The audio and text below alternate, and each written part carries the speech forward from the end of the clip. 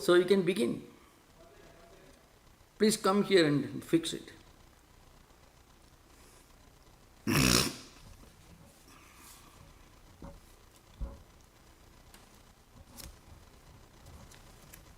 Hari Om Swamiji. Yeah.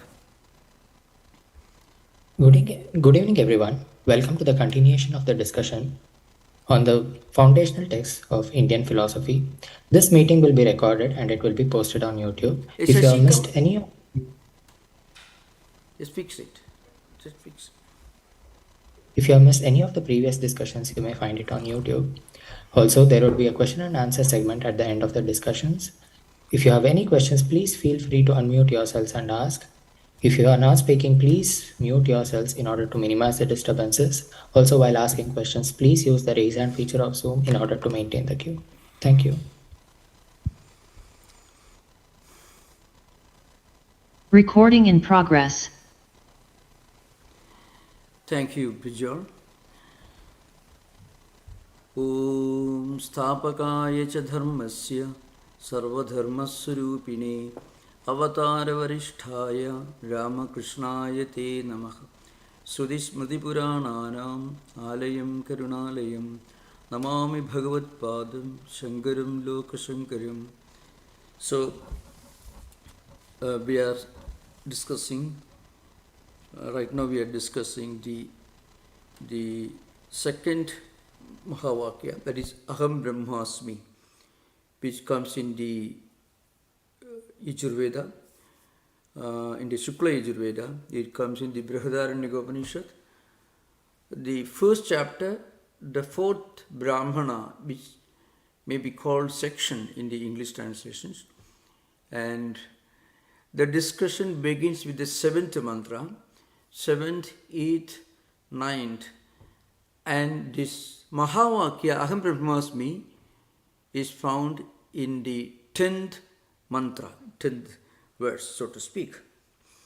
So we have to keep in mind the general principle that is applicable with regard to the hermeneutics of all the four Mahavakyas. That is, the literal meaning should not be taken.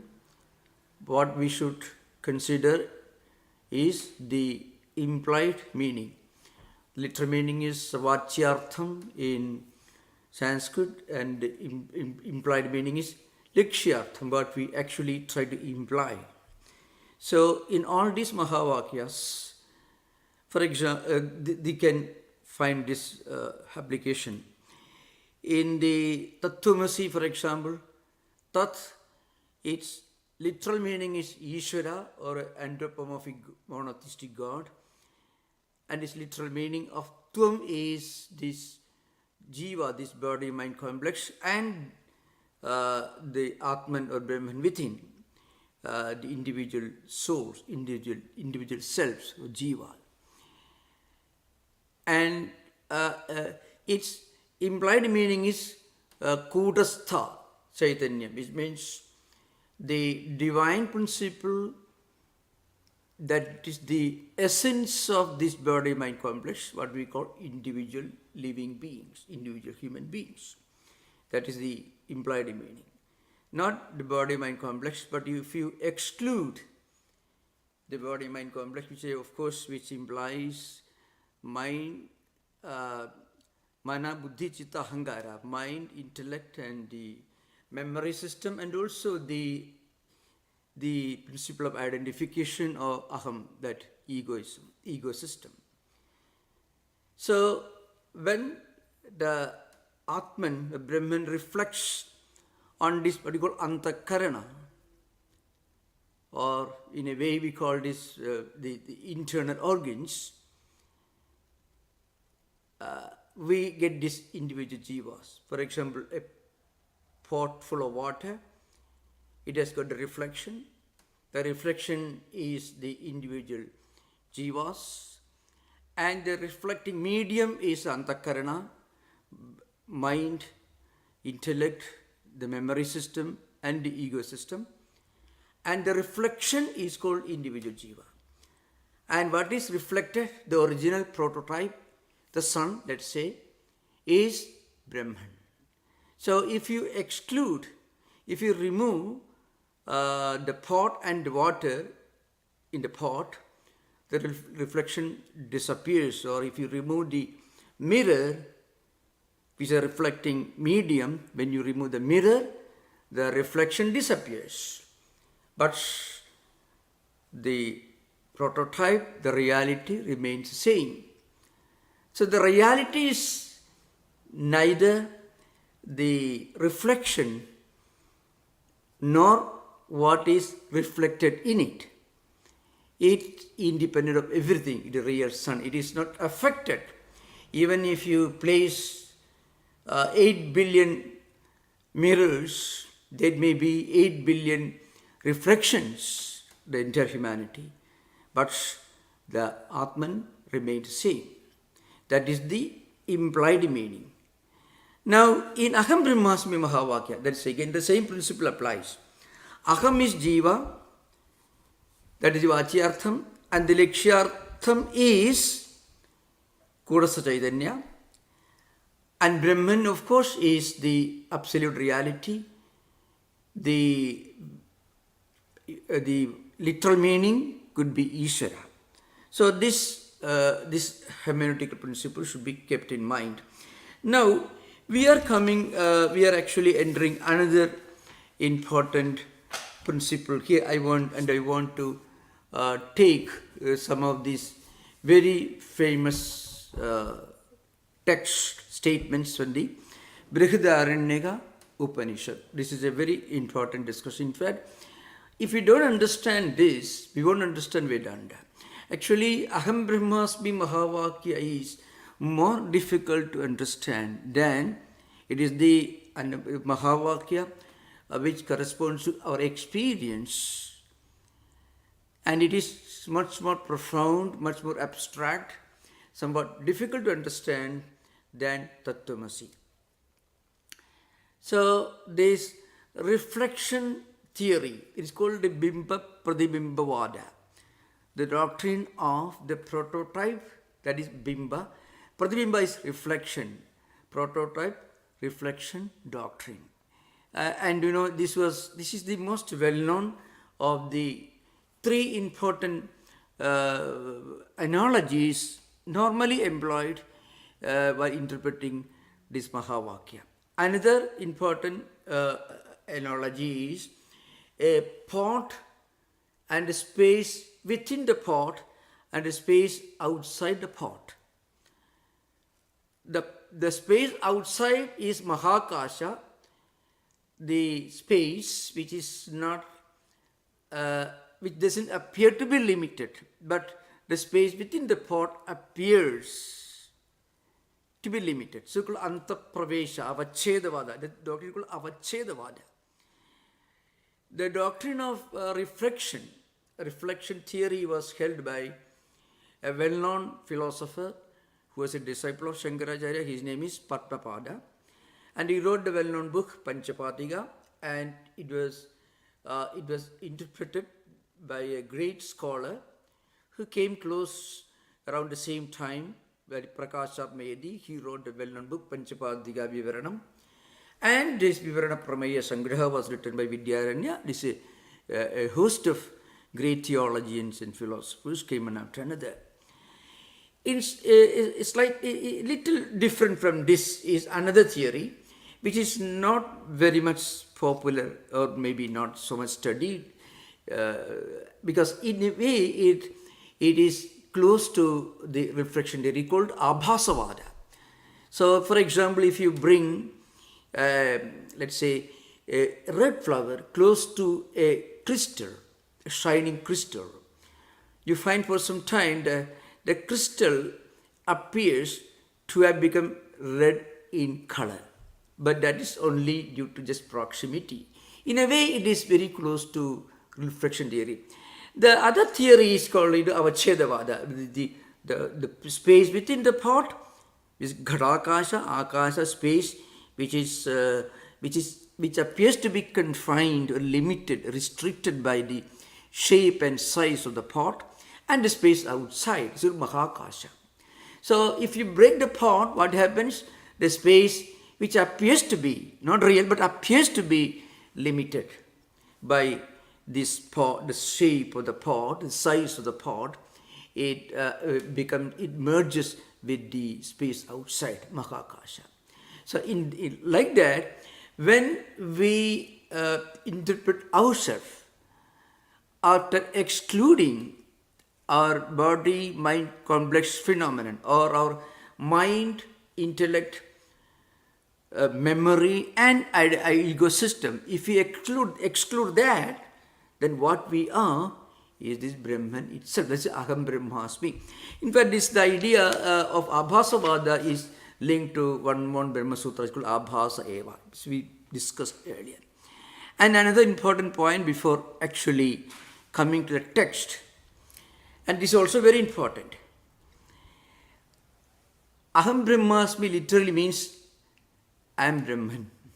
Now, one may ask this question: if I am Brahman, why should we make a statement about it?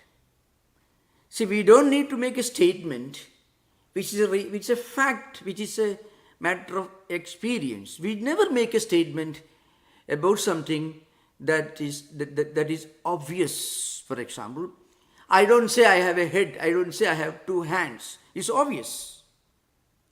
So the very fact that we make a statement, this can be an objection from Purvapakshins. The very fact that we make a statement leaves some room for doubt and speculation and different doctrines and different theories. So Vedantins will tell you that Aham Brahmasmi, the Mahavakya, the statement of the text, the book, this great idea, it is not the ultimate goal. The ultimate goal is to go beyond the Mahavakya statement but reach the Mahavakya experience. This is an important thing to remember. Because when you use the word Aham Brahmasmi, there is this distinction between the knower, the known, and the process of knowing or knowledge. That is Pramata, Prameya and Pramana. So, Shankaracharya, towards the end of his Sadhusutri Bhashya, will tell you the subject, object and knowledge. The knower, the non-object and the process of knowledge. This distinction disappears when you actually reach experience. So one striking example could be found in the life of Swami Turiyananda, who was a disciple of Sri Ramakrishna. Actually, he was in San Francisco. He came to San Francisco in 1900s and he is the founder of the first Hindu monastery in the West. The first Hindu institution, something similar to a temple or a place for meditation, was built by this Swami Turiyananda, who was an established Advaita and non-dualist, and he built a monastery in San Antonio Valley, about 90 miles away from San Francisco. And after staying for 2 years, he left for India. And then he lived in Benares, immersed in study of Vedanta, books like this. And at the time of death, he made a statement. And with this statement, he passed away. And when he was staying in this first Hindu monastery, it's called Shanti Ashrama, San Antonio Valley, he was engaged in teaching texts like Vivekachudamani and other Bhagavad Gita and all. He was a staunch non-dualist. So just before he breathed his last, he made a statement, Brahma Satyam, Jagat Satyam.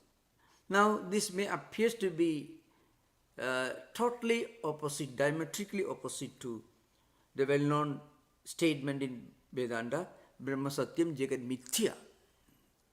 Now remember, Brahma Satyam, Jagat Mithya, that statement is a penultimate state, not the ultimate. In fact, even the most important non-dualistic statement also belongs to dualism.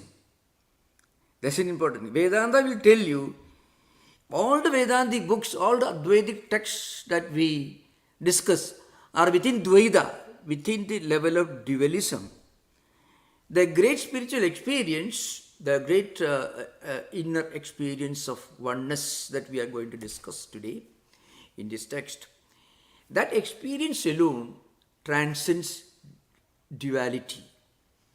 So that's why in the Brahma Sutra you find Anyashtavya Atma Vijnanat Prag Pramatrutam Atmanaham Anyashtasyat Pramataiva Papma Doshadi Varjitaha.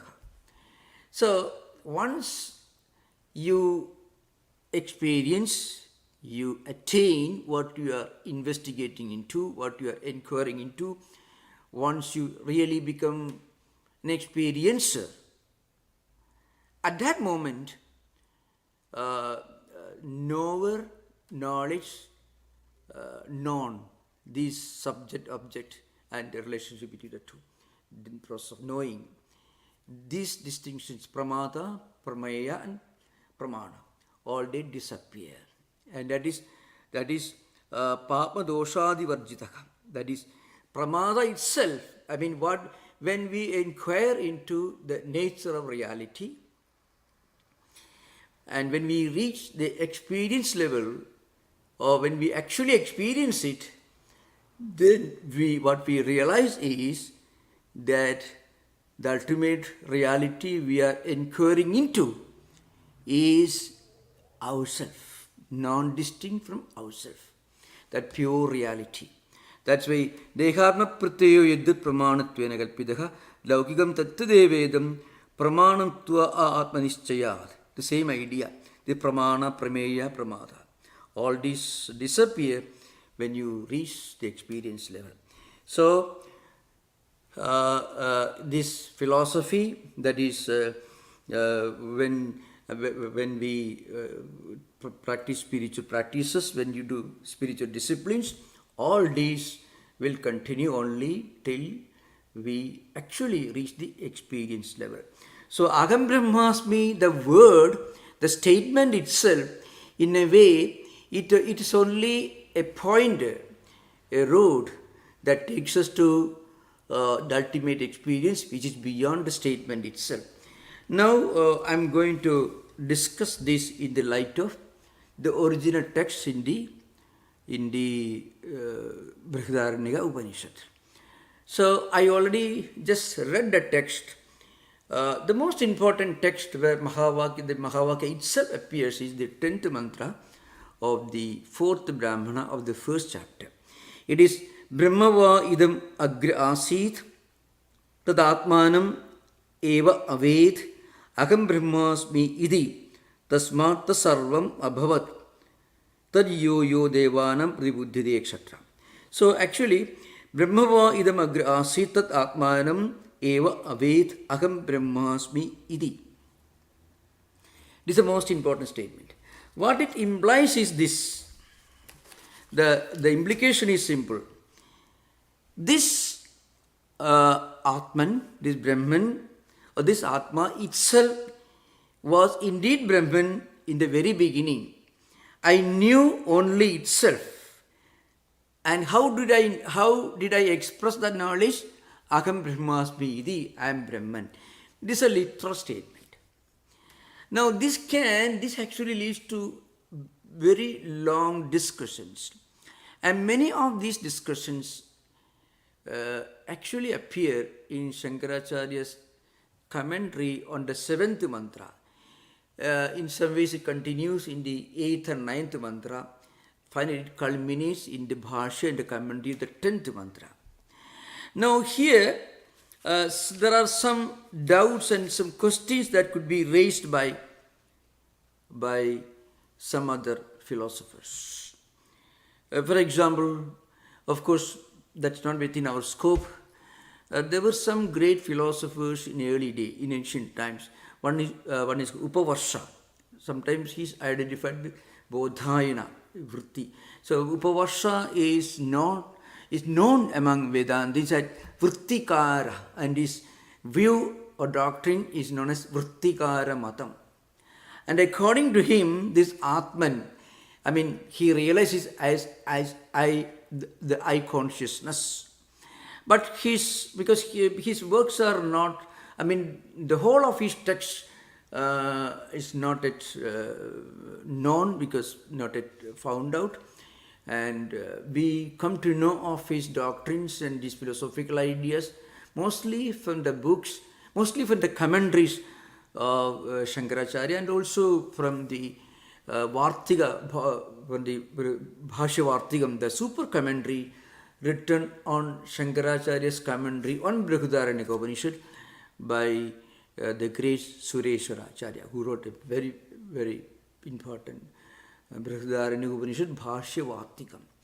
And another scholar who also dealt with some of these subjects was, his name is Bhartu Prapancha.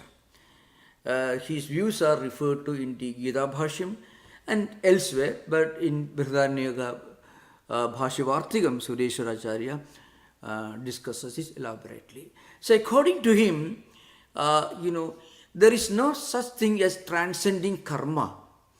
When you get an experience of transcending everything, going beyond all rituals, total identification with the entire existence, that is sarvabhavapatti, that's a term used here which we'll discuss in course of time.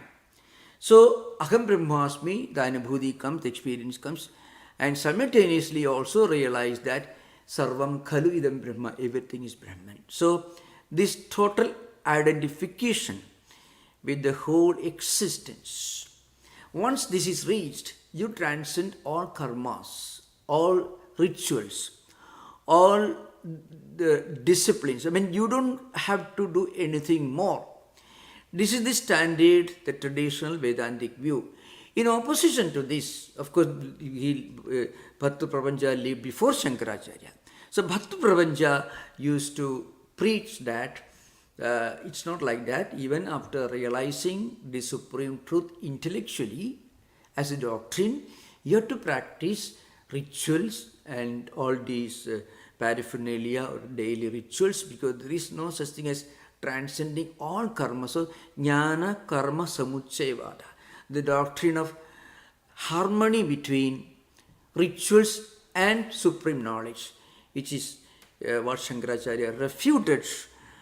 He didn't reject it, but he refuted, saying that the highest experience transcends all need for any kind of rituals and external practices. You can certainly perform rituals, but you are not bound by the need to perform rituals when you get the supreme spiritual identification with the whole existence. It's actually a doctrinal matter, which I just pointed out. Now coming to the subject. Now here one problem arises,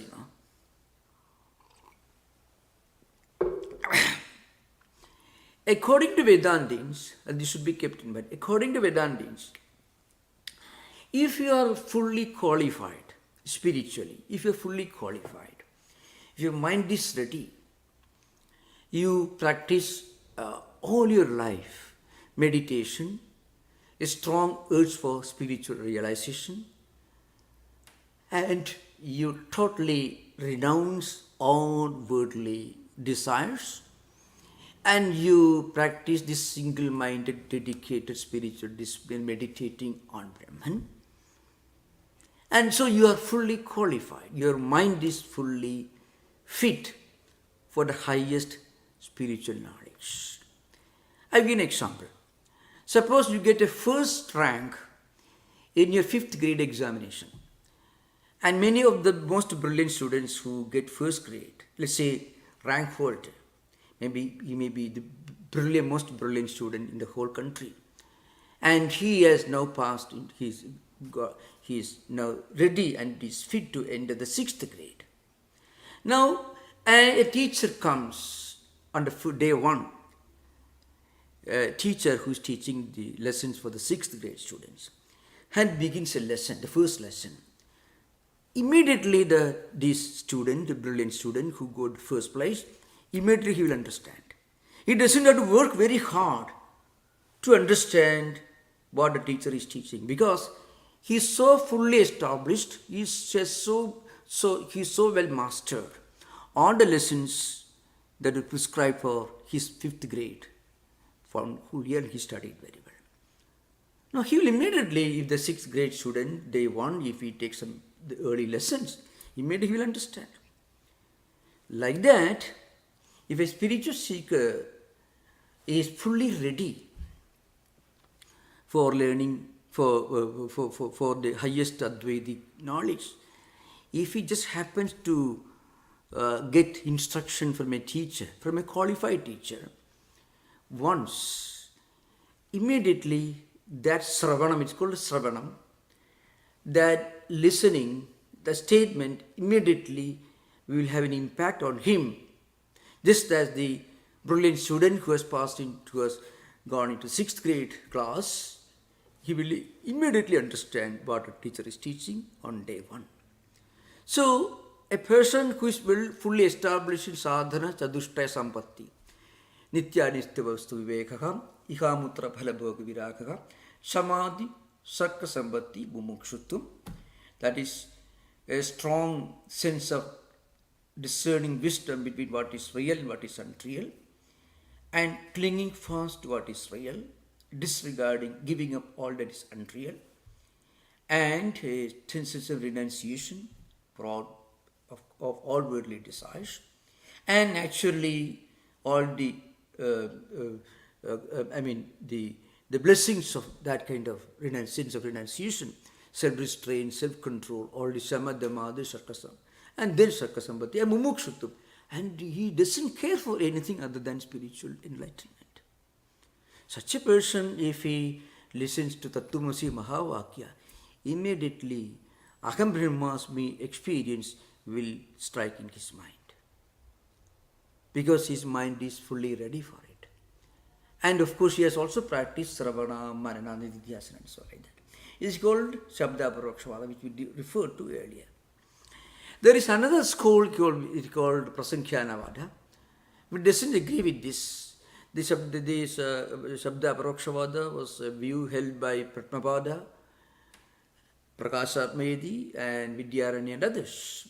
And the opposite view is held by Vajaspati Misra, who wrote the Bhamati Tika. So his school is known as Bhamati school. He says no. Even the most brilliant student who had got first rank in all examinations, the 5th grade, and if he listens to the elementary lesson, the first lesson, the 6th class, he won't understand it. It's totally logical. It is not logical. Totally illogical. That's an important thing. Suppose you are driving from San Francisco to Sacramento every day, 31 days, 30 days of the week. And if I tell you there is a place on the way, you will immediately relate it in your mind. It's a simple thing. Because every day you walk, you are traveling. That's like getting sadhana chatushtaya sampatti. Now, this is the standard Advaitic's view. Shankaracharya's commentaries have enough scope to accommodate both these views. Those who are not fully established in sadhana chatushtaya sampatti, they need to read every day. They have to get up in the morning, read this, do mananam. Then slowly this conviction, intellectual conviction called Siddhanta Jnanam, intellectual conviction becomes matter of inner experience. This is an important thing.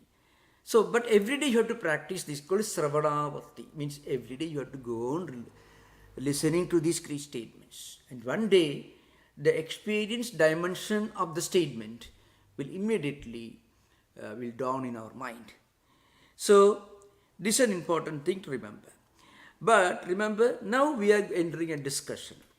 There are people who will tell you that, no, it is impossible for this kind of immediate experience. Not only that,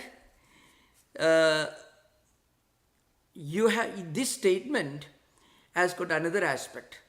Now we have to remember I'm going to another important subject. This Aham Brahmasmi Mahavakya comes in the 10th mantra. I remember in the previous session, somebody raised a question with regard to the meaning of the 10th mantra. I'm very happy they asked this question, because unless this question is put, I won't get an opportunity to explain. It's a very intricate subject. This is slightly boring, but it is good to be mentally exhausted reading some high philosophy than, than loading our mind with unnecessary ideas. So now, in the first chapter, there is one Upanishad mantra that we have to keep in mind. The mantra is this: Atma ityeva upasida. This is an important mantra. It first appears in this context. It appears in the 7th mantra of the same text. Aham Brahmasmi Mahavakya comes in the 10th mantra. What I am now referring to, it comes in the 7th mantra. The literal meaning of the mantra in English, we can say, Atman alone is to be meditated upon, or the self alone, or Atman alone is to be meditated upon. This is the literal meaning of this mantra. So actually, Aham Brahmasmi, that context can be understood only on the basis of this. So this mantra comes in, this particular statement comes in the 7th mantra of the 4th Brahmanam of the first chapter of Brihadaranyaka Upanishad. The mantra is this: Ekaigena bhavati atma iti eva upasida atra hi ede sarva ekam bhavanti. This is the meaning. That is, the simple point to keep in mind: Atman alone is the one absolute reality. All the plurality, diversity are nothing but manifestations of name and form. Behind and beyond all these diversities and pluralities created by names and forms, there is one supreme truth, that is Atma. This is the most important, one of the most important statements in the entire Brihadaranyaka Upanishad. Atma iti eva upasida. This Atman, or this self alone, is to be meditated upon. So, every example is only an approximation. Example can never be equal to what the example is trying to explain. Suppose you are looking at a piece of cloth. Maybe you are looking at, say, 10,000 different varieties of cloth made out of the same cotton, the same thread. Or you are looking at 10,000 different ornaments made of the same gold, but you can understand the nature of gold, then you will understand the nature, the fundamental nature, the unchanging nature of all these different manifestations of the same matter. Like that, we have to meditate on Atman, which is the connecting link with the one reality, which is the only absolute reality, and all manifestations of diversities and pluralities are manifestations of Nama and Rupa. Acharambhanam vikaro namadheyam murtigayateva satyam. In the Chandogya Upanishad, we already discussed while discussing Tattwamasi. Everything depends upon this name and form.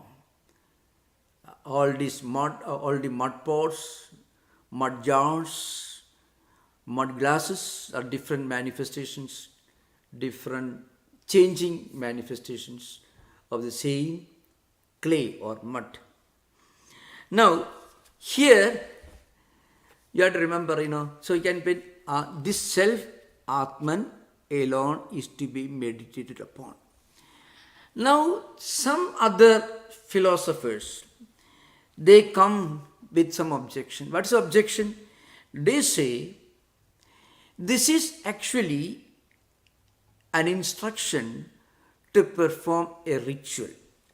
An important thing. This is nothing but an instruction to perform a ritual. For example, the traditional example is this Desapurnamasabhyam Surgakamo Ijeda Ityevamadu. Bhashyakara says elsewhere. Desapurnamasa. Desapurnamasa is some kind of a fire ritual. In early Vedic times, all the householders used to practice this Desapurnamasam, performed every fortnight on new moon and full moon days. It's a kind of fire sacrifice which is to be performed twice a month. Those who want to go to Surga means heaven. So the heaven mentioned here is not a very elevated, not a divine status or anything.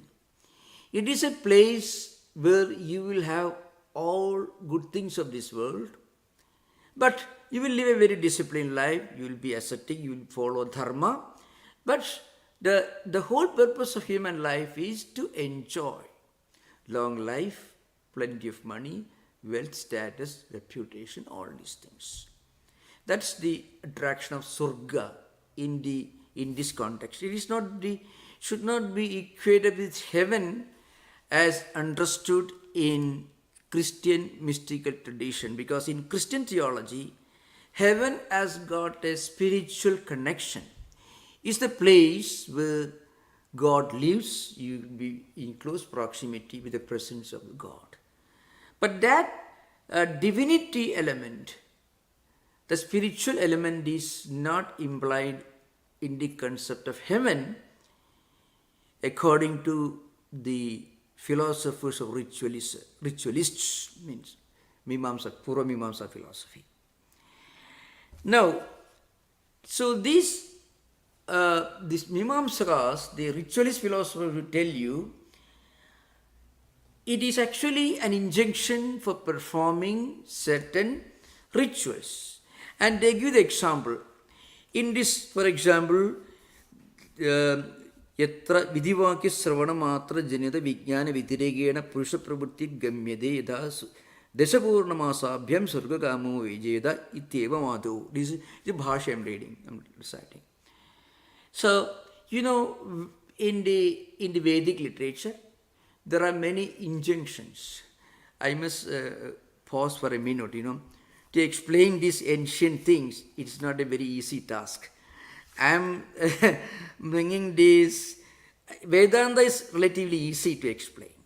Philosophy is easy.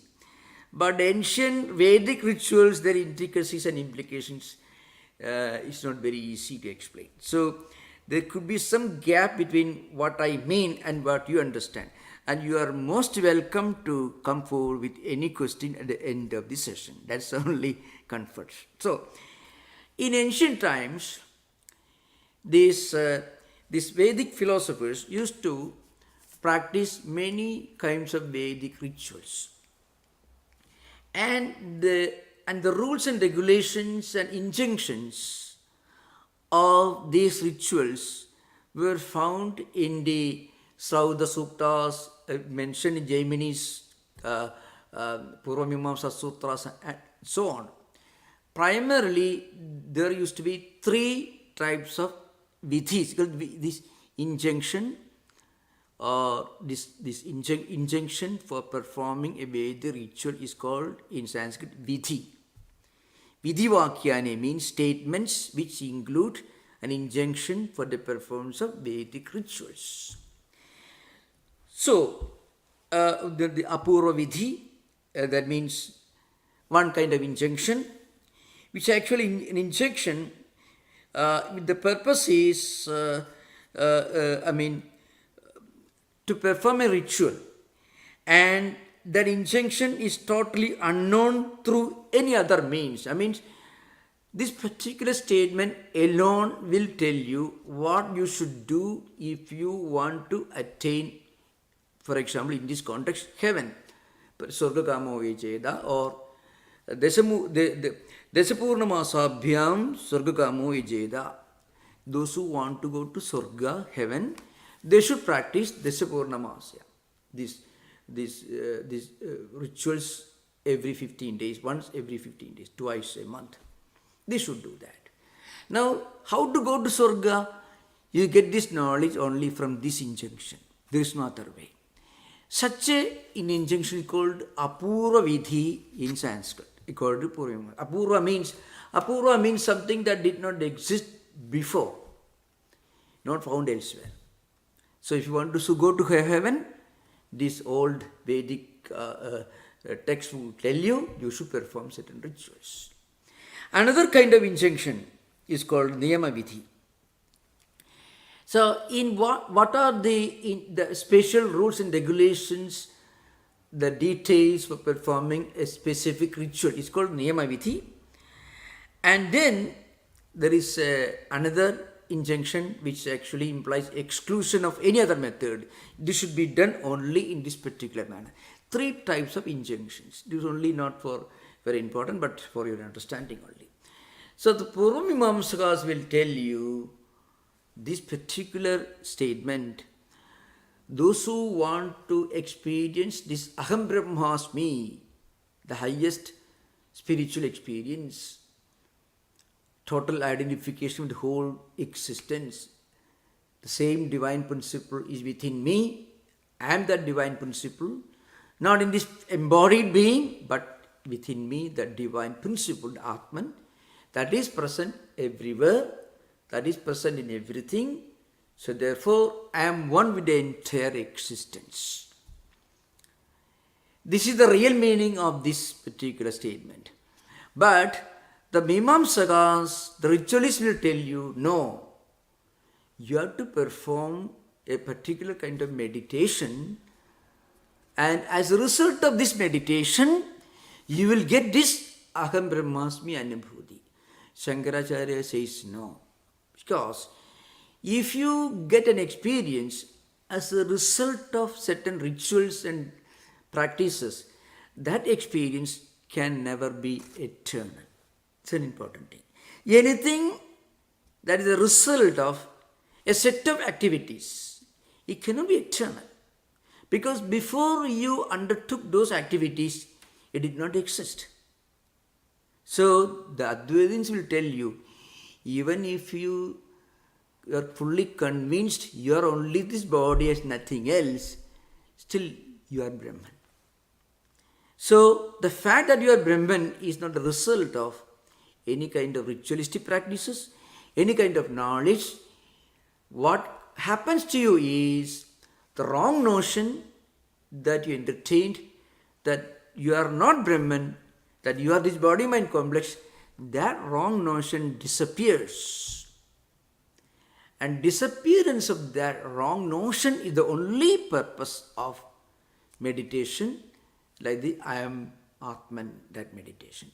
So I am Atman, that is not an injunction for meditation. Atma ityevam vasida. It is not an injunction, not a call for performing a set of rituals, but rather it is only an attempt to remove the wrong notion that we have in our mind that we are this body-mind complex. The wrong notion that we have in our mind that we are not Brahman, the wrong notion that we are only this body-mind complex.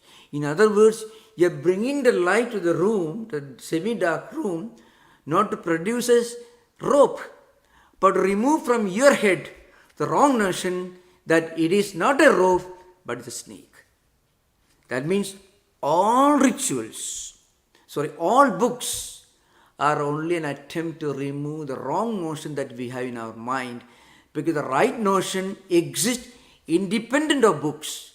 So you can imagine, for those of you who are interested in comparative philosophy or comparative theology, you can imagine God reveals you one truth. Before that, you didn't know anything. So because somebody told you, you understand this. That knowledge can never be eternal. What is yours can be only what is you are born with. You may have wrong notion. See, we may have the wrong notion that is a snake.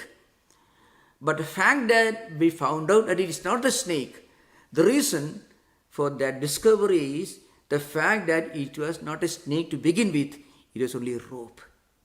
Similarly, we realize Brahman not because we need to realize Brahman, but rather because we were Brahman even when we did not realize it. So that means liberation is not a gift from God. Liberation, Swami Vivekananda in English language is liberation of birthright. Spiritual is a birthright. You can find these powerful statements in Vivekananda. In English, they sound very profound, very high sounding, but these are all based on these texts. So my purpose is to somehow, to connect our understanding of Vedanta to the original source, from where it is coming. All the way from the Mount Everest is coming, and we often think this Ganga, the river Ganga, started a few miles away, but it started on the way to Gomukh, thousands of feet above the sea level. So you can find here. So, Atma Ityeva Upasida.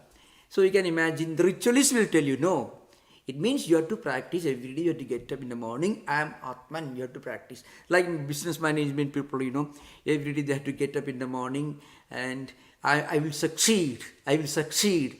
I'm okay. I'm happy. That makes you that kind of state. It's not like that. Rather, even if you think you are unhappy, you are actually happy. Even if you think that you are body-mind complex, even if you think you are a piece of stone, you are not going to be a piece of stone. You are Brahman. It's whether you realize it today or maybe after 1 million life cycles. It's a matter of time only. That's Vedanta, I tell you. So what is essentially yours alone can be your property, not something that is given to you. What is given to you cannot be yours eternally, because before you received it, it was not yours. And if you receive from somebody, somebody can take it away from you. Our liberation, our spiritual nature cannot be taken away from us. That's why it is eternal. This is the Vedantic perspective. So you can imagine many of the philosophies called, in your English translation, you find prima facie view. That's actually, it should not be understood in the same sense in which the original Latin expression is found. Here, prima facie view means not the first reading. What it means is a different view. It is projected to emphasize the Vedanta philosophy.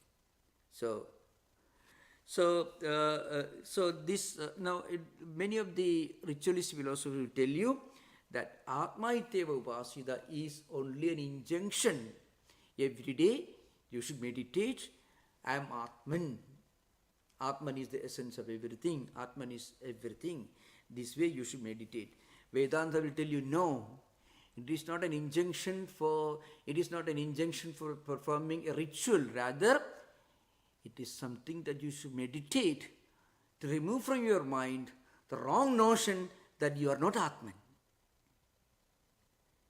That's important. In other words, our true Atman, our true nature is eternally ours, even before we realize it. We realize it as a result of our spiritual disciplines. Just because you remove the dust from the surface of the mirror, and then you find the mirror reflects light.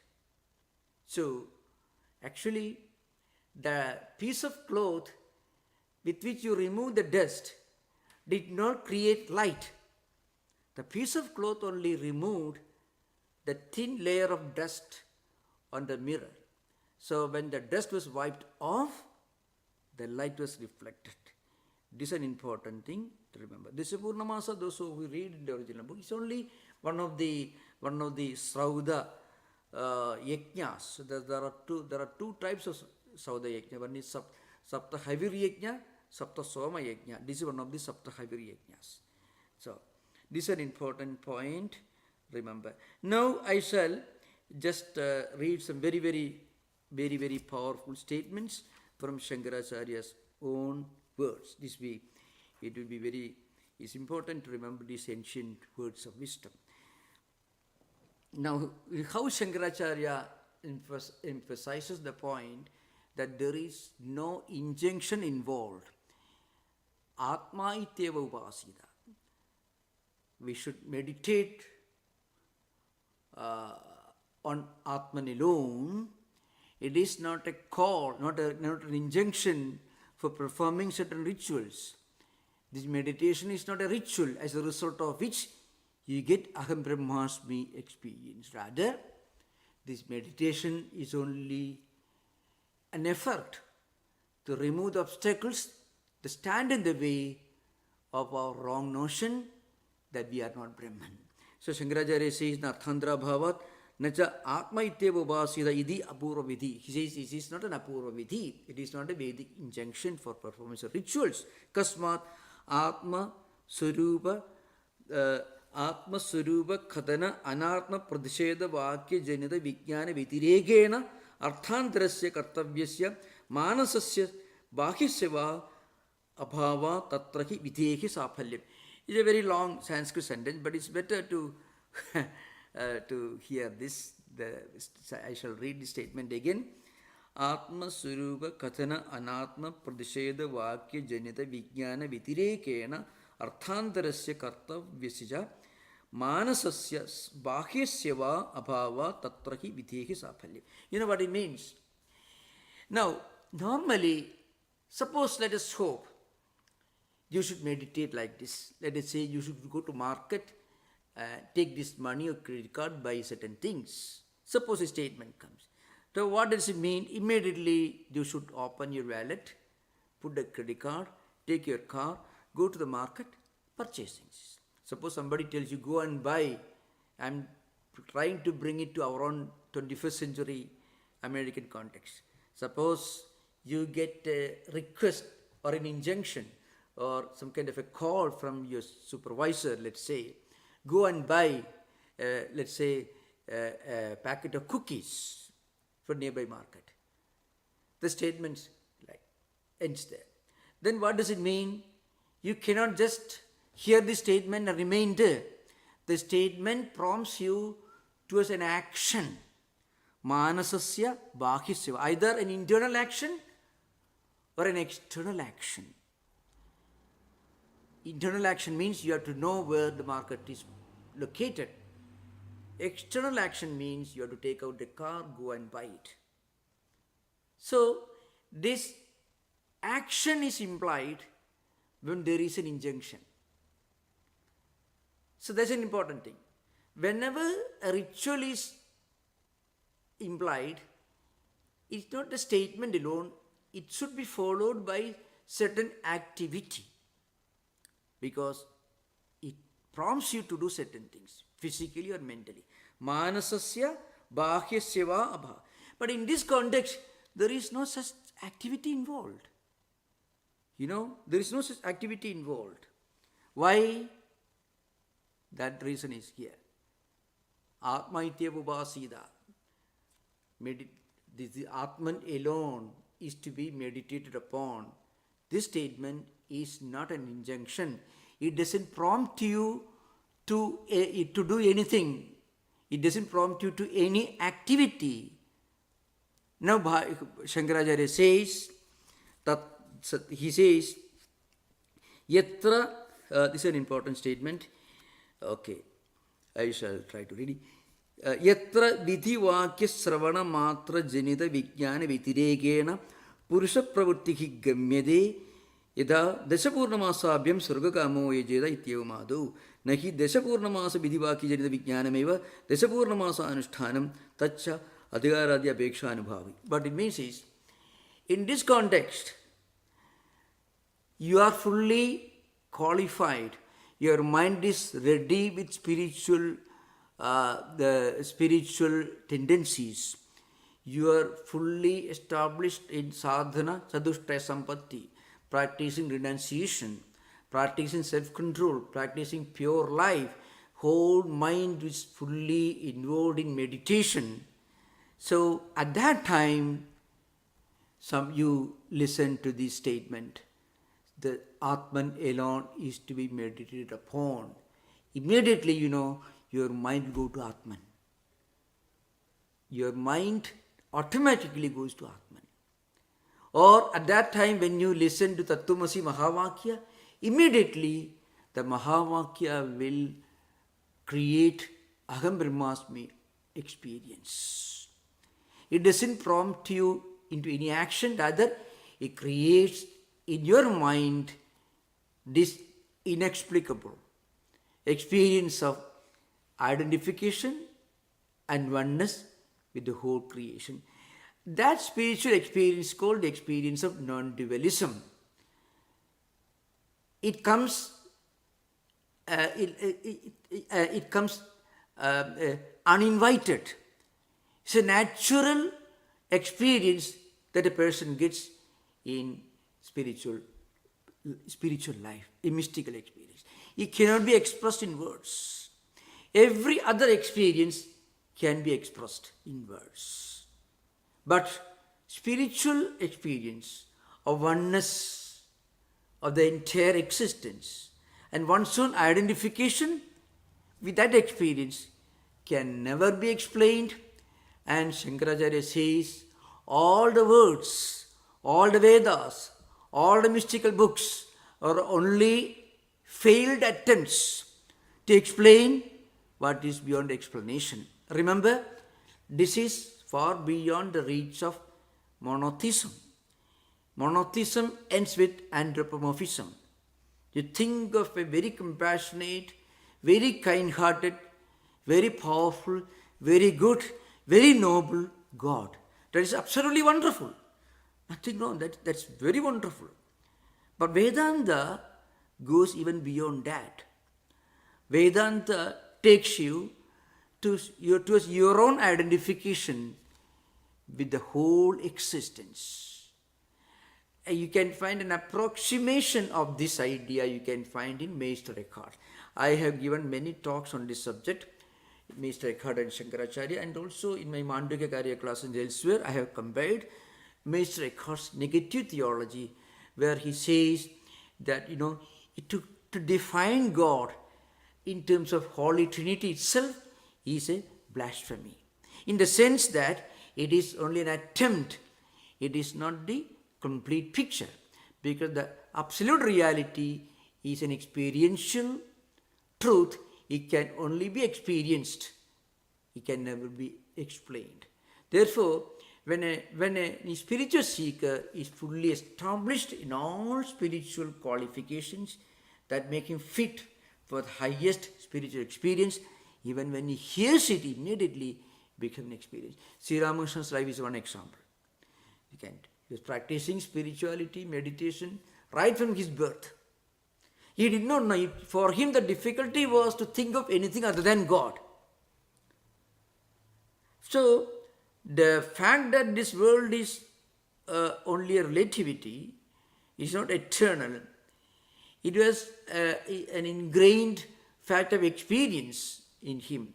So when he listened to the Mahavakya, immediately he struck in his mind as a fact of experience. So, now we can have interaction. You are most welcome to ask questions. Only there are many points that may appear to be obscure, but you are most welcome to ask questions and we can have an active discussion. Thank you. Thank you, Maharaj. Yeah. Thank you very much. Sri Ram, you're first in the queue. Yeah. If we accept that our nature or our natural nature is we are Brahman, Yeah. then inference of any activity that is suggested in the scripture, if we interpret it as something that will remove the ignorance of our true nature, then that would not appear to contradict mokshasya akaryatvat. Is that correct, sir? Yeah. Mokshasya akaryatvad. Mokshasya akaryatvad is what I was trying to expound. What is the meaning of mokshasya akaryatvad? Moksha, or this spiritual experience that we have discussed till now, it is not the result of any activity. It is not the effect of any cause. That's the meaning of mokshasya akaryatvad. So when you find Agaritu, I mean, it's actually, that's a standard language of the Bhashya. Spiritual liberation, if it is a result of any activity, then that state of enlightenment cannot be eternal.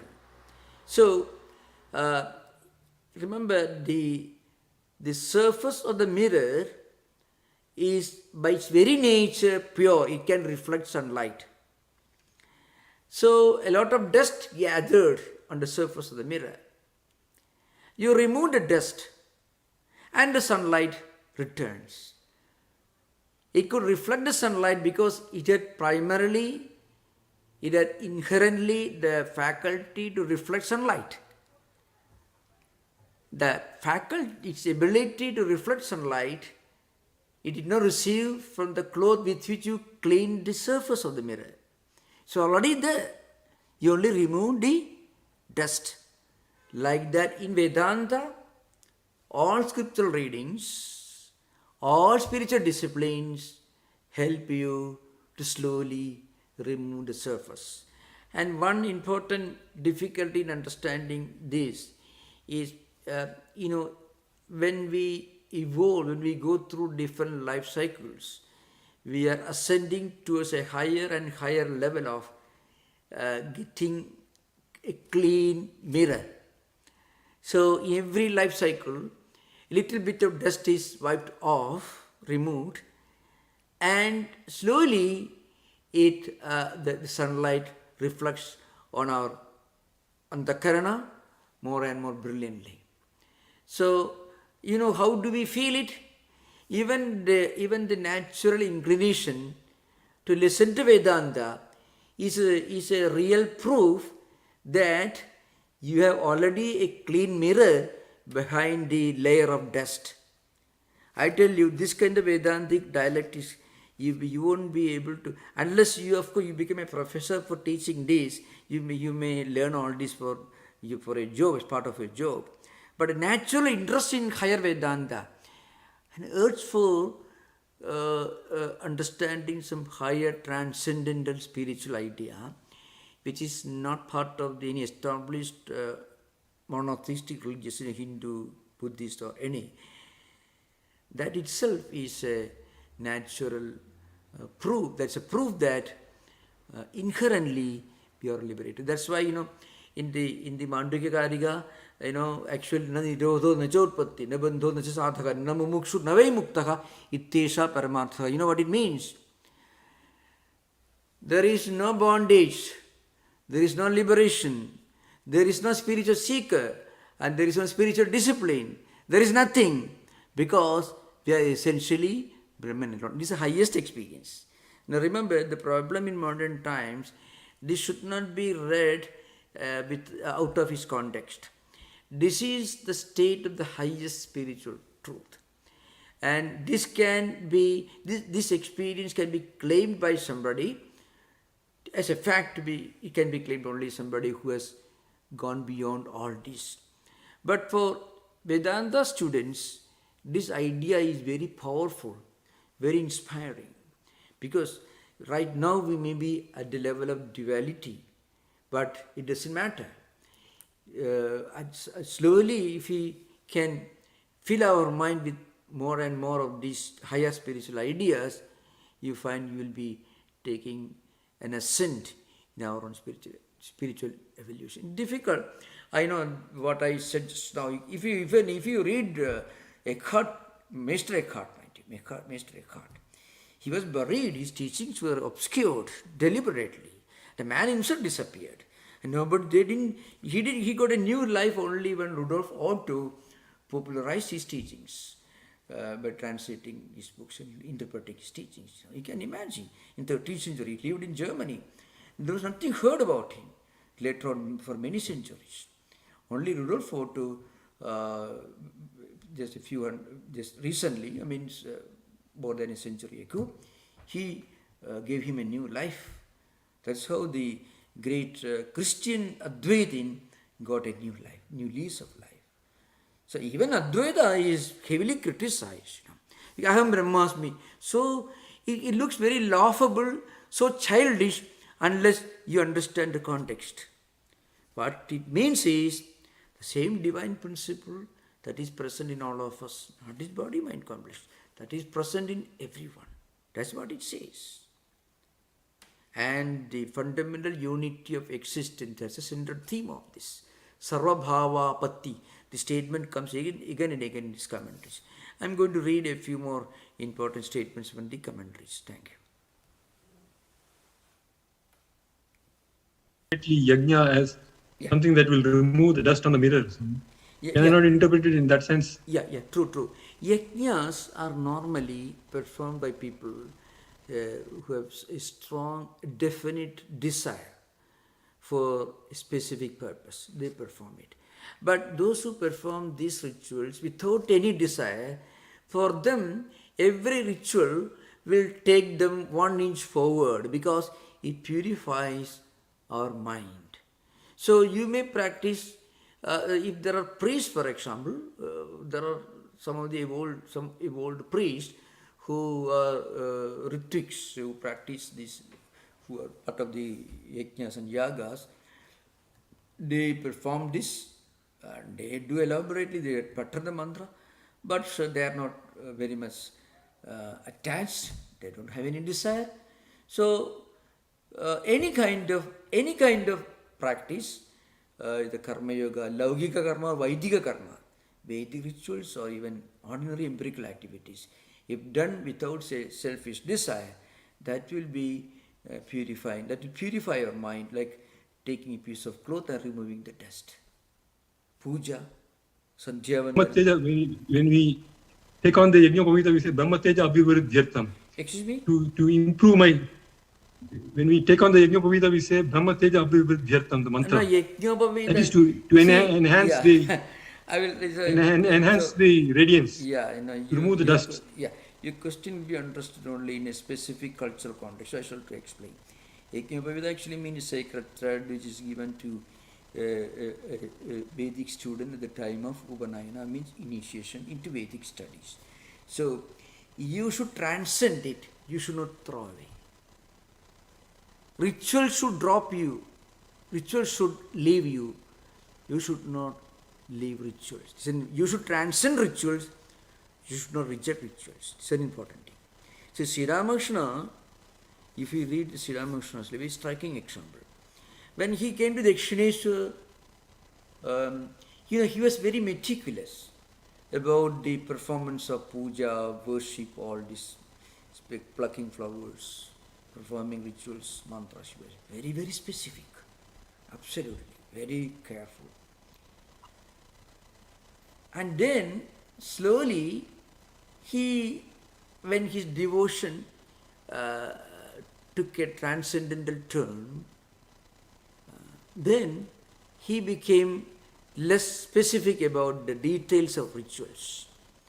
Rather, he started looking upon the Divine Mother as a living spiritual principle. So then, and he looked upon the image as his own loving mother. So when you perform ritual very mechanically, giving attention to every specific detail, it implies a remoteness, a distance between you and Divine Mother. But suppose you don't care for the specific details, rather of the rituals, rather you look upon the image itself, a Divine Mother herself, then you actually start doing puja with great devotion, because you come closer as the reality of the Mother's presence become more and more striking, more and more real to you. It intensifies, then you become less and less specific and less rigid with regard to rituals. Remember, any person who is extremely fanatical about rituals, that person may have a very impure mind. It's an important thing. This is an interesting thing. If a person gives too much fanatical, you can imagine certain religious traditions when they give, their God is on their side. And they have an agreement. Everything is okay. My God is my friend, I'm on his side, he's on my side, I can do whatever I want. So long as I perform certain rituals, my God is happy with me. Then I can hate the whole humanity because my God is on my side. So then you become very, very fanatical in the performance of ritual. Actually, there is much less spirituality in that kind of mechanical practices. When you become more and more spiritual, you pay less and less importance to the mechanical details of rituals because your mind becomes more and more evolved. It moves closer and closer to the reality of God. Okay, thank you. Anybody, any other questions? Yes, Maharaj. Sanjay is next. Yeah, please. Pranam Maharaj. Namaskar. This was a wonderful lecture. My question, I'll first present my confusion and I would like to get your comments on it. Yeah. Today, there are two parts that is confusing me. One is not confusing, you clarified a lot in the previous answer. One is the meditation upon Tattwamasi, right? That itself will get us close to realizing Aham Brahmasmi. That's one part. I interpret that as the best way for liberation is to just meditate upon it. That's one thing. The second part is, you mentioned that what you achieve through rituals. Atma Ityeva Upasida you mentioned today. Is it so? Yes, the meditating upon the Atma. Yeah, yes. I tell you. I know I have to correct this. I will stop now and correct this because this can lead to misunderstanding. Now, Atma Ityeva Upasida is a specific theme discussed in the first chapter of Brihadaranyaka Upanishad, especially in the context of Aham Brahmasmi experience. And the whole commentary from 7th mantra, 8th mantra, 9th mantra, it builds up, finally it culminates in the 10th mantra, where Aham Brahmasmi is expounded at the result of the highest experience that is stated as Aham Brahmasmi. And what led to this experience? Meditation on Atma Ityeva Upasida. It is in the specific context of this first chapter of Brihadaranyaka Upanishad. Remember. So actually this is a very huge Upanishad. It's a great adventure to put this in a few lectures. In fact, Yes. Aham Brahmasmi, I told you beginning, Aham Brahmasmi is a very elaborate rituals. Remember, elaborate subject. And frequently people study 1 year to finish this first chapter itself. Every day if you hold classes, 2 classes every year. Because this particular chapter is studied with Bhashya by Shankaracharya and Sureshwaracharya's Vartika on this Bhashya, fairly big. So you should be sufficiently patient and I mean, it is, remember, it is studied only by those who consider the study itself as a spiritual enlightenment. Study itself, get in morning with all study. So remember, it's a very interesting thing how, I remember the best of these traditions are still being preserved in the Himalayan, especially among the great monks. For them, 50 years they study, 40 years they study. So how many PhDs you can imagine? I'm memorizing everything. Okay. So actually, Brihadaranyaka Upanishad mantra, Shankaracharya's Bhashya, then Sureshwaracharya's Bhashya Vartika, and remember.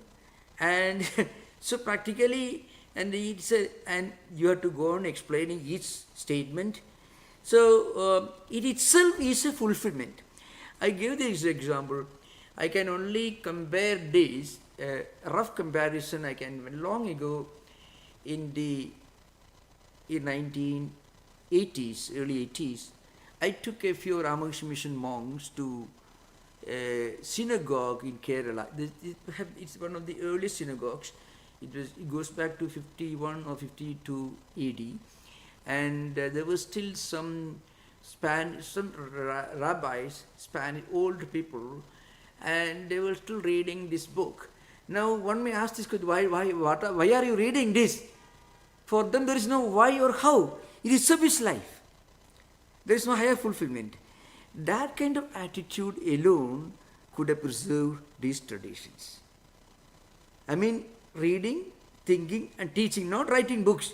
Many of the greatest scholars have not written any books, They learn and they teach, nothing else. So I can only give a rough example, because in the Western context, to give a rough idea of what this actually means in real life, so I gave this example. So you go on reading, and reading itself, they don't ask the question, why am I reading this? Write a book, an article, and we'll keep it. Nothing of the kind. That itself is a fulfillment. That attitude alone could have preserved these branches. Not the professors in the university. None of them can be compared to the great teachers who lived the Himalayan ashramas. There are many other places. Because the professors and pandits, you cannot blame them, because they're burdened with the responsibility of taking care of families. They have to teach. So they have to follow certain routine. When you follow routine, it's a limitation. But you consider this a life, there's no limitation. You identify yourself with this statement. So that you have to understand, these words, these canonical traditions were preserved by people who consider learning, studying, and listening itself as the highest fulfillment. But they never ask the question, what am I going to learn by this? No, nothing. That is there's a transcendental approach to Holy Scriptures. That approach alone could preserve a great tradition. And that's the essence of the Guru Parampara tradition that we discussed in yesterday's class. I didn't get enough time just to finish in 15 minutes. So it's an important thing. Yesterday's lecture. Guru Purnima published. So Maharaj, I look at two paths. One is the Atma, the thinking about the Atman that you just described. Now the second part is on the ritual. Now it appears that the first part is the right approach. It appears to me. But then you said what you can realize through ritual, it will never be everlasting. But it kind of makes me think that this ritualistic part is much easier than the first part. And the second, I will go back to what Sri Ram asked, is when we do the rituals, right, it has cleared a lot of dust. It has got us closer to acharyas like you for us. Yeah. That's my experience. With all the things, I feel blessed that I'm able to connect with you. So, and I believe that that path has opened up because of all the japas I've done, all the homas I've sought along with Sri Ram in so many temples. So that's one part. So I want your comments on the ritual path. And if you can touch upon what is the ritualistic path, although it is not everlasting, what can you touch upon the ritual path of realizing that? Yeah. That's my comment. We don't give up rituals. We only transcend rituals. Yes. Mm-hmm. We never give up rituals. Those who Sri Ram was making a statement. It was quite funny. He breaks, throw away his Yajñopavita. So suppose you know coconut trees. There will be a scar, and each scar represents a place from where the leaves are fallen. So that in a way indicates the growth and maturity of the tree. But suppose you take a chopper and cuts off all the leaves, coconut tree doesn't grow. So each scar represents a spot from which these leaves are fallen. In a way, they also indicate the age and maturity, the height of the coconut tree. But one day, if you take a chopper and remove all of them, you don't get a big coconut tree. It dies. So we never give up rituals. Rituals give us up. Rituals leave us. We don't leave rituals. So Sri Ramakrishna was plucking flowers during the first few years of his spiritual sadhana in Dakshineshwar. And finally, one day he found he cannot pluck flowers, Villuva leaves, because that's also Brahman. And he stopped doing puja from then onwards. So Sri Ramakrishna transcended. He did not give up. So when you go from 5th grade to 6th grade, you don't give up what you learned in 5th grade. You transcend, you go beyond what you learned in 5th grade. That is one important answer. Second point I want to mention, Atma Itteva Upasida. This is very important because I I was thinking of skipping this portion and focus on the 10th mantra only. But then, and I'm happy that Mark Goodrich last time, he raised a question which actually prompted me to refer to the 9th mantra. Because the 10th, the 10th mantra is a culmination of a philosophical discussion building up all in the earlier mantras. If you go to the bhashya, it's very elaborate bhashya, each context. So when one of our eager students raised a question, I thought maybe I would do an injustice if I don't refer to the previous mantras. That's why the last session, end of the class, I mentioned to you, the 10th mantra is in a way an answer of a discussion that is building up in the previous mantras. And we have not yet done, we will continue this discussion in the next session. So I mentioned to you an intellectual discussion on some higher spiritual topic dealing with the spiritual oneness and unity of existence and all these great ideas. Even intellectually dealing with those subjects is a great practice that can help us to grow intellectually, morally, spiritually, because it's not like reading a sense, some kind of something very simple, something. There are many people tell you, oh, you put something very, very simple, very simple. There is a great danger, and there is a great, there is a precipice, a hidden trap in being too simple as a pretext, as an excuse for avoiding higher philosophy. It's an important thing. So in modern times, I believe, especially in IT age, we should try to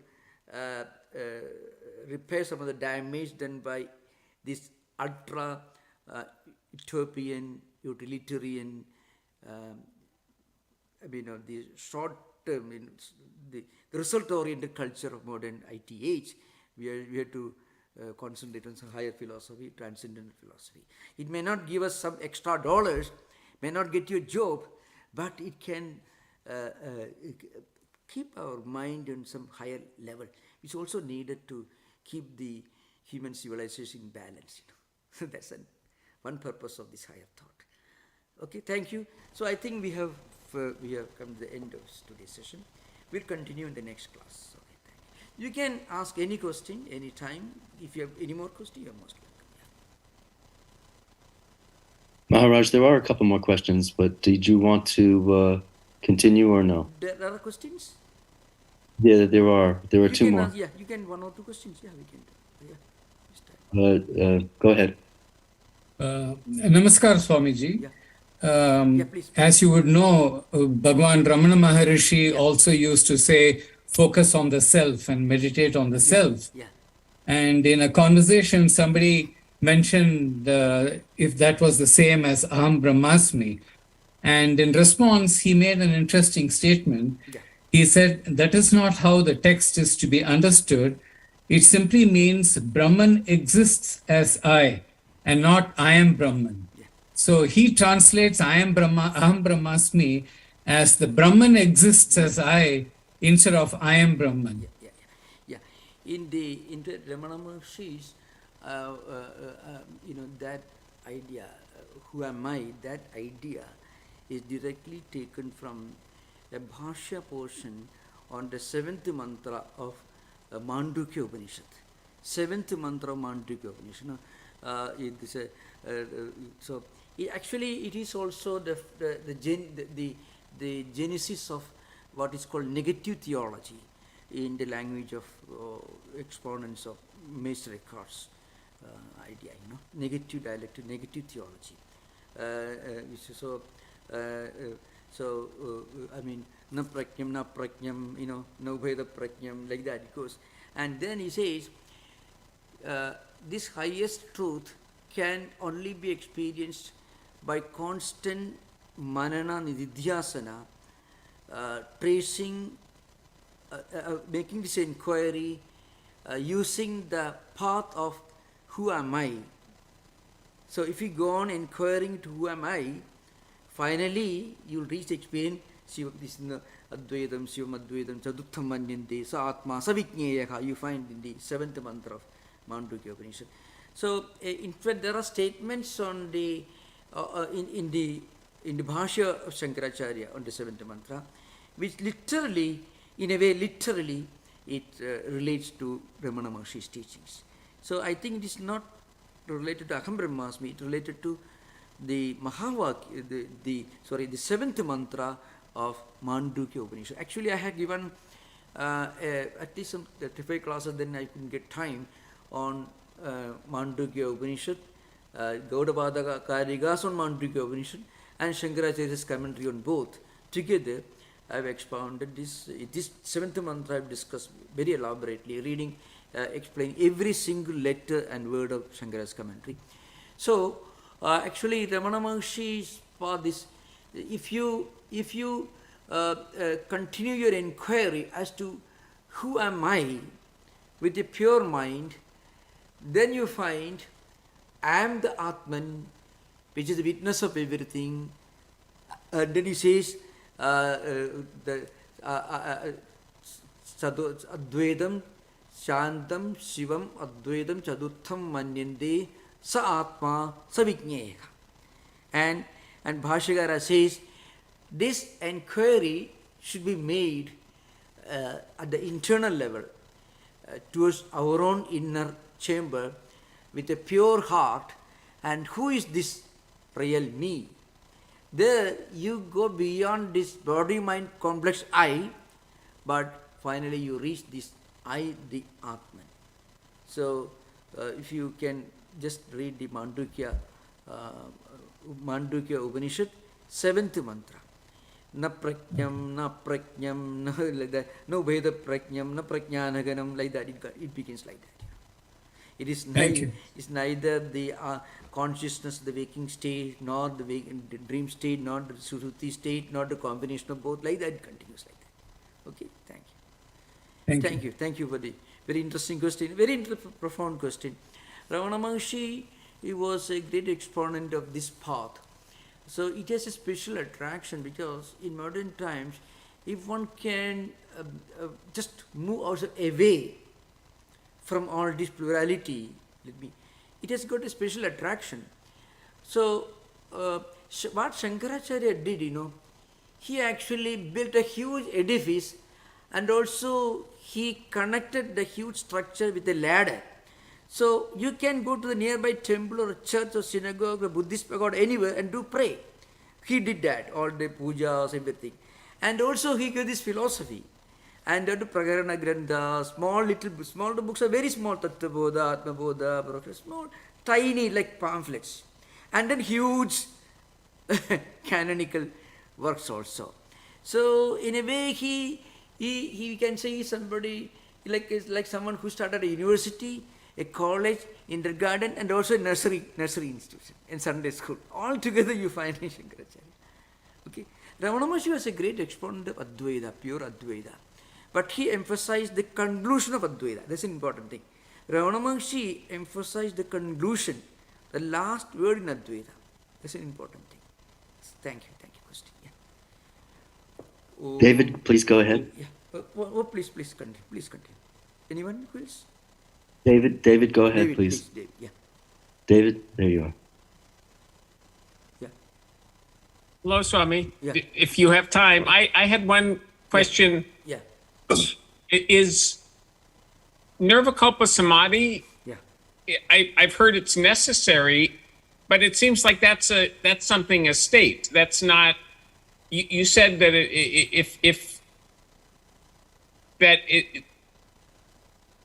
it's not something, because it's not permanent if it's something that you reach. If Nirvikalpa Samadhi, if I don't have it now and then I gain it later, I'm confused by that because it's not permanent. Like you stated earlier in your lecture, that if something's not permanent, it's not. Yeah.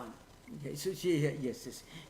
Actually, the Nirvikalpa Samadhi is the 8th stage in Patanjali Yoga Sutra. Ayama, Niyama, Asana, Pranayama, Pratyahara, Dharana, Dhyana, Samadhi. Patanjali's Samadhi concept is different from Vedantic concept of Jivatma Aikyam. They're totally different. Patanjali's concept of samadhi can only make you ready for higher experience in Vedanta. It is not the same as the higher Jivatma Aikyam in Vedanta. Totally different things. It's a penultimate state. So, the point is, you have to, let's say, the scriptures will tell you have to meditate, you have to do japa, you have to go to temple, you have to read books, you have to practice some higher values. Eventually, and maybe not in this life, at some life in distant future, you may reach the highest spiritual experience. True. Now one may ask the question, so this highest spiritual experience in Advaita is a result of all this? Naturally, this is a natural interpretation. It is not, that Vedanta says. Why it is not? So that's a very complicated thing. Why it is not? So all your efforts, all the spiritual disciplines you practice, puja, meditation, confession, Sabbath, whatever it is, all that you do are different ways of removing the dust from the surface of the mirror. Remember. So, the cloth with which you clean the surface of the mirror doesn't produce light. But apparently it produces light because the dust is gone, light is there. So you mistook a rope for a snake. You brought a light. And now you find it's not a snake, it is a rope. So a child will tell you, because the light came, there is rope. No. Even when you thought it is a snake, it was not a snake. So even if you think that you are only physical, a body-mind complex, you are not a body-mind complex. If your realization of the fact that it was not a snake but a rope, if it were the result of the light that you brought, then that realization will not remain, because even when you switch off the light, still you know it is rope only. Remember, it's an important thing. The effect of a cause is impermanent, because if the cause is removed, the effect will not be there. You remove all the clay from a clay pot, there will be no pot. Remove all the gold from a golden ornament, there will be no ornament. So if the cause is removed, effect cannot stand. Similarly, if the spiritual experience is the result of your actions, then that experience cannot be permanent. Remember, an action can be done and withdrawn. So, remember that. So, that's why moksha akaryatvad, spiritual liberation is not the effect of a cause. That's why one statement in Shankaracharya's commentary is, Jnanam ajnana nivartakam na jnana pravartakam. So it says, Shastram ajnana nivartakam na jnana pravartakam. That also is there. Shastram ajnana nivartakam na jnana pravartakam. What it means is, scriptures, light that you bring into the room to find out if there's rope or snake, scripture. The scripture doesn't create knowledge. The scripture only removes wrong notion from your mind. The light did not create rope. The light only removed the wrong notion that it was a snake. Like that, all spiritual efforts only work as an instrument for removing ignorance from us. Otherwise, Is Nirvikalpa? Nirvikal Samadhi. Is Nirvikalpa? Yeah. Nirvikalpa through all the disciplines that take you to the highest spiritual experience. Nirvikalpa Samadhi is understood in Vedanta. All those spiritual disciplines are only removing the wrong notion from your mind that you have got this body-mind complex. Remember, in straight mainstream Vedanta, the Nirvikalpa Samadhi is never used in a way. Vichara. But remember, this is an important thing. Vedanta is very straightforward and very clear-cut. I give the example of the first rank holder, fifth grade student. He has fully established in his fitness to go to the 6th grade. So when a teacher comes and teaches him the first lesson, he understands it because his mind is ready for it. So the teacher doesn't have to explain again an example. Immediately the student understands. So if you are ready for the highest spiritual experience, even if somebody tells you, if a real teacher tells you it is, that immediately it becomes an experience to you. It's important. Okay, thank you for the question. Thank you. Om Shanti Shanti Shanti Harihi Om Tat Sat Sri Ramakrishna Arpanamastu. Thank you. Recording stopped. Thank you, Maharaj. Thank you.